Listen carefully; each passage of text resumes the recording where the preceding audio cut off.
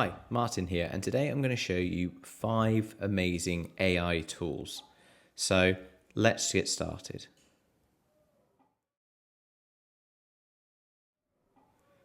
So firstly, we have the most popular, the most obvious option, which is ChatGPT. So firstly, what is ChatGPT? Well, in simple terms, it's an AI chatbot. So essentially you can ask it questions and it will answer and respond. And then you can go ahead and ask follow-up queries as well. How do you go about accessing ChatGPT?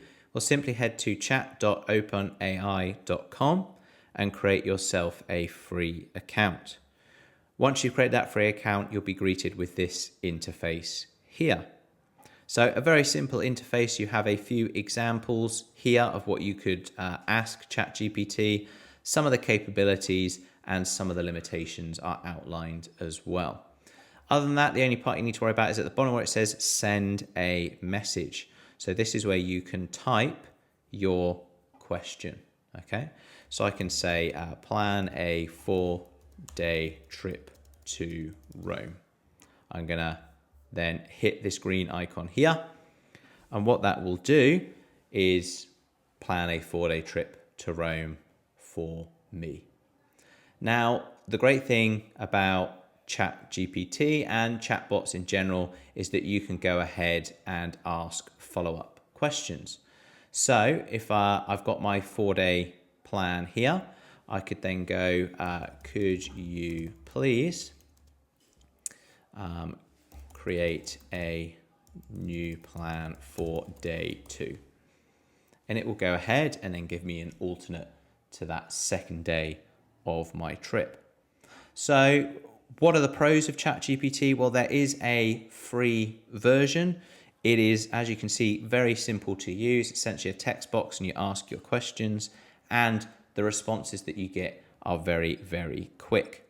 What are some of the cons? There is a newer, more up-to-date version where you can get newer information, but that is behind a paywall.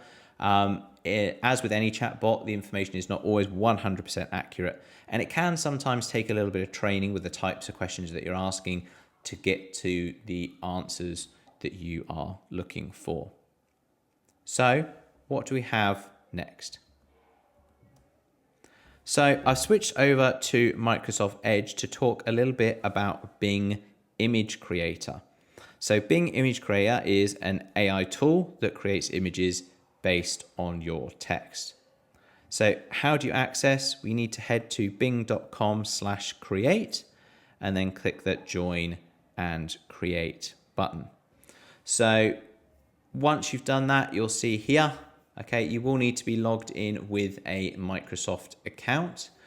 Once you are, you'll see this text box here at the minute, and this is where you can type in whatever you want to create a picture of, okay? So I can say create a painting of the Sydney skyline, okay? Now, the one thing that you will find with image creators as opposed to chatbots like ChatGPT is that they obviously can take a little bit longer because it's going ahead and creating images. Now, I say longer, and compared to the instant chatbot response, it is. However, it's still pretty quick, much quicker than creating a painting yourself. So this can create paintings, it can create realistic photographs, it can create different types of paintings, so if you want impressionist, etc. So what's some of the great things about it? It is free to use. Again, it's a very simple interface. Some of the cons, so at the moment you can't import images, and I'll talk more about that in a little bit. And you also have to pay. So I talked a little bit about the time, and you'll see this icon here. So this is where you can pay to get your results quicker. So I feel like that's probably one of the cons of the system. Okay, so that's 2 amazing AI tools. What is the third? Well, the third is actually Bing Chat. So Bing Chat is Microsoft's answer to ChatGPT and actually uses the same program as OpenAI's ChatGPT. But essentially, because it's the same thing, You ask questions, you get responses, and you can ask follow-ups. So in order to access this, you will need the Microsoft Edge browser, which I am in now. I'm actually in it on Mac, so it is available on Windows and Mac. You'll also need a Microsoft account, so that could be an Outlook or a Hotmail account.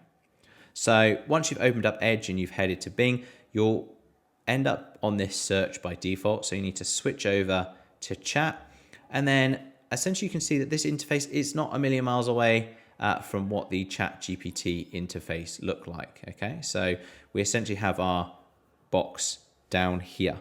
One thing that we do have is choosing a conversation style. So by default, it's on balance. So it says clear your conversation to start informative and friendly chat, clear your conversation to start an original and imaginative chat, and then clear your conversation to start concise and straightforward chat.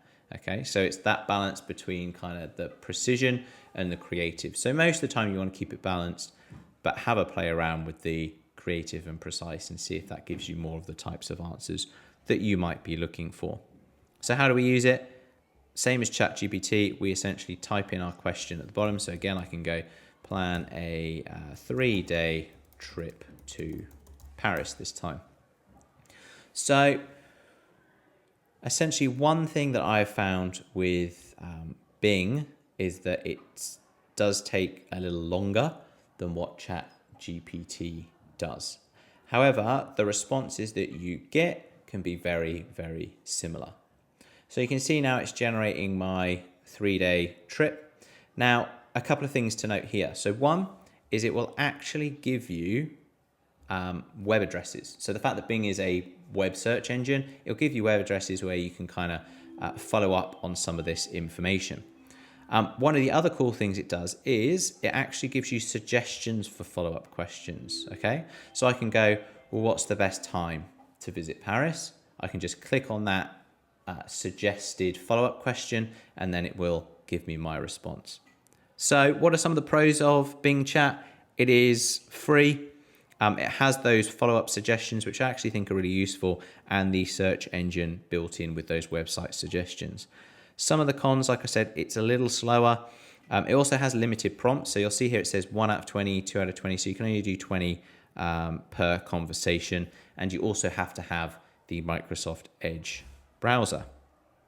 Number 4, I'm going to switch over to a program called DALL-E, and more specifically DALL-E 2. So if we look, we've just looked at Bing Image Creator and Bing Chat, and they kind of go hand in hand. Well, the same is true of ChatGPT and DALL-E. So OpenAI, who created ChatGPT, have also created this DALL-E image generator. So how do you go ahead and access it? We need to head to labs.openai.com, create an account, or if you've already got an account with ChatGPT, you can use the same details on there. But essentially, it works in exactly the same way as Bing Image Chat did. However, so you can go ahead and you can type here. So I can say create a painting of the New York skyline.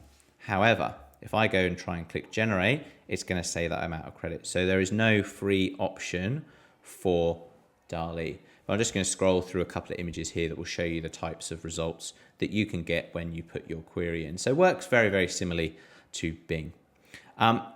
So one cool thing that it does have is you can upload an image to edit. So you could upload an image and say, can you edit this to look more like a painting or a photograph, or take this element out? So the pros is really that upload image feature. So if that's something that you feel like you need, it may be worth the money. You can use the same account as ChatGPT. Cons, however, is that you have to buy credits to be able to use the software. So it really is, if it's something that you know you're going to use and you're going to get a lot of use out of, it's great.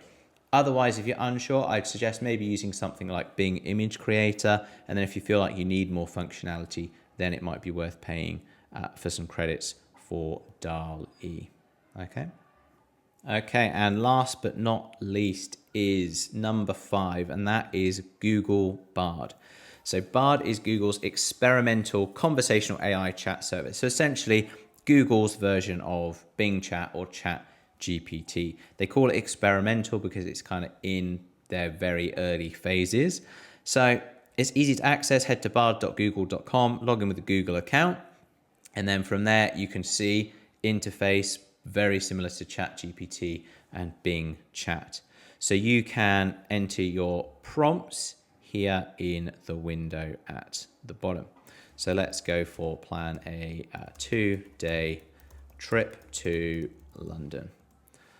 So you will see when the results pop up that the way the results pop up is actually a little different to what happens with ChatGPT and Bing AI. Now, because it's that little bit different, it can take that little bit longer. But you can see that we have images based on web addresses.